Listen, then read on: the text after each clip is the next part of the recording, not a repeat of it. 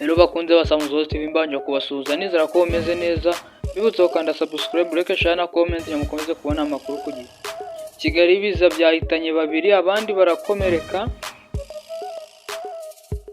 Imvura yaguye mu rukero rwo kuri tariki 24 Ukwakira 2024 mu mudugudu wa Nyakanunga, akagari ka Nyamabuye, umurenge wa Gatsata, mu karere ka Gasabo. Umukingo wagwiriye inzu, abantu bane barimo n'umuturanyi umwe barakomereka bikomeye. Umuvugizi wa polisi w'umujyi wa Kigali CP Welas Gahonzire yatangaje ko uwo mukingo ukimara kugwira abantu hakozweho ubutabazi bwihuse, bajyanwa kwa muganga ngo bitabweho.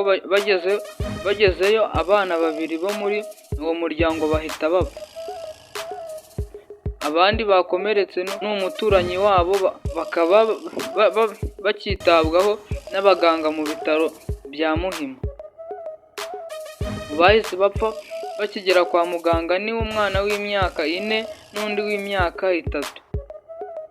Imvura yaguye none mu karere ka Gasabo mu murenge wa Bumbogo mu mudugudu wa Gikumba, akagari ka Nyabikenke, mu ijoro ryo ku itariki ya 23 Ukwakira 2024, inkuba yishe abana 3 bavukana.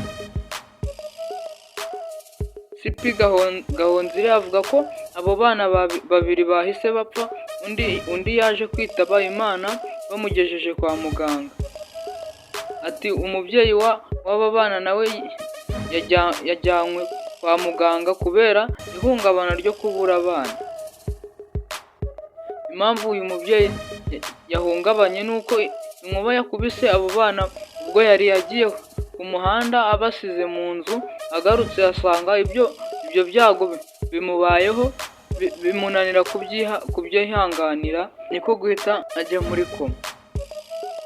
Umuvugizi wa polisi mu mujyi wa Kigali yihanganishije imiryango yabuze ababo, abarembye abifuriza gukira vuba, anasaba ko muri ibi bihe by'imvura ababyeyi bakwiye kuba hafi y'abana babo cyane bakiri bato, kugira ngo igihe bahuye n'impanuka batabarirwe ku gihe.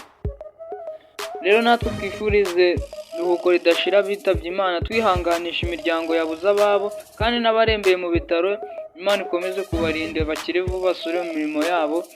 Ranga kana kumwagizaho cyangwa kwishyuza Samuzozi TV, bibutse gukanda subscribe, like, share na comment yakoze kubona amakuru ku gihe. Thank you.